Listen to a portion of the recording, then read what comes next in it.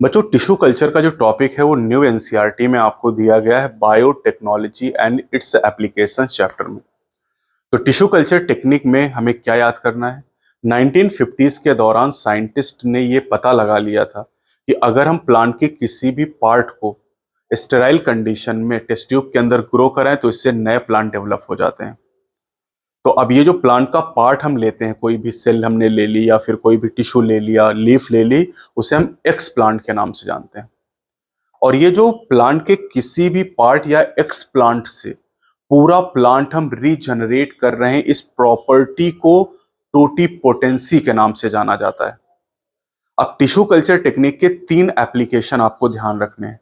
एक micro propagation, दूसरा meristem culture और तीसरा सोमैटिक हाइब्रिडाइजेशन। माइक्रो प्रोपेगेशन में हम बहुत कम टाइम में एक प्लांट से हजारों नए प्लांट डेवलप कर सकते हैं जो कि जेनेटिकली अपने ओरिजिनल प्लांट की तरह होंगे। इन्हें सोमा क्लोन का नाम दिया जाएगा। माइक्रो प्रोपेगेशन टेक्निक का यूज किया गया है बनाना, एप्पल और टोमेटो को कॉमर्शियली प्रोड्यूस करने के लिए। इन तीनों को आप बैट से याद कर सकते हैं। निमोनिक है बैट, बनाना, एप्पल, टोमेटो।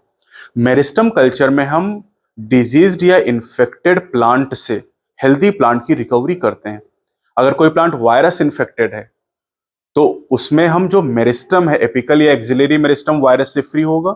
तो एपिकल या एक्सिलरी मेरिस्टम को हम लेके टेस्ट ट्यूब में ग्रो कराएंगे और नया प्लांट जो डेवलप करेंगे वो डिजीज फ्री होगा, वायरस फ्री प्लांट होगा।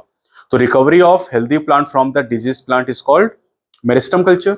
और मेरिस्टम कल्चर का यूज किया गया है, अगर हम बात करें एग्जाम्पल की, तो बनाना, शुगर कैन और पोटैटो के लिए। तो बीएसपी से इसको याद कर सकते हैं। बैट माइक्रो प्रोपिगेशन के लिए और मेरिस्टम कल्चर बीएसपी आप याद कर लो। सोमैटिक हाइब्रिडाइजेशन की बात करें तो यहां पर 2 अलग अलग प्लांट सेल को फ्यूज कराया जाता है, उनके प्रोटोप्लास्ट को फ्यूज कराते हैं। प्रोटोप्लास्ट क्या है? Plant cell without cell wall. तो पोटैटो और टोमेटो के प्रोटोप्लास्ट को फ्यूज कराया गया और इससे पोमैटो का फॉर्मेशन हुआ। लेकिन पोमैटो में वो सारे कैरेक्टर नहीं थे जो साइंटिस्ट इंट्रोड्यूस कराना चाहते थे और इसलिए पोमैटो का कॉमर्शियल यूटिलाइजेशन नहीं हो पाया।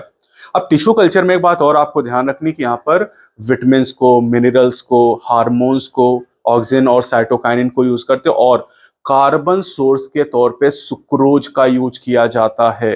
साथ ही अमीनो एसिड भी हम यहाँ पर कई सारे यूज करते हैं, जैसे ग्लाइसिन आप जानते होंगे, उनको यहाँ पर हम यूज करते हैं।